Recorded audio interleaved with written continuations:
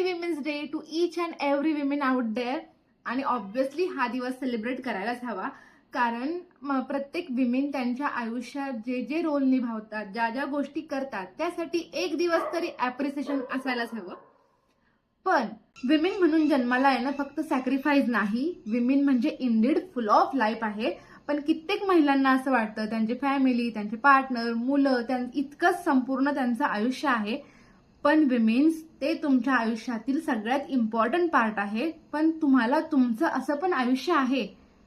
आणि मान्य आहे, सोसायटीमुळे किंवा आपल्या स्वतःच्या पेट्रियार्कल माइंडसेटमुळे आपण जेव्हा जेव्हा स्वतःला चॉईस करतो तेव्हा तेव्हा आपण एक वेगळ्याच गिल्टमध्ये जातो की आपण सेल्फिश बनतोय का, किंवा आपण आपल्या फॅमिलीसाठी इनफ नाही आहेत का. तर no, it's okay to nurture you, it's okay to choose yourself first.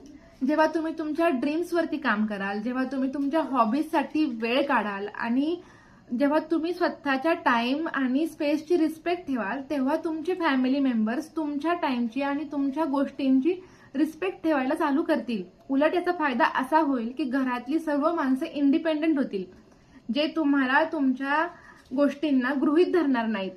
त्यामुळे विमेन विदाऊट गिल्ट स्वतःला चॉईस करायला शिका, स्वतःच्या गोष्टींना प्रायोरिटी द्या. Respect your time, respect your dreams, because every woman deserves to be the CEO of her own life. Please love yourself a lot from bottom of your heart. Enjoy yourself and be yourself. Be kind.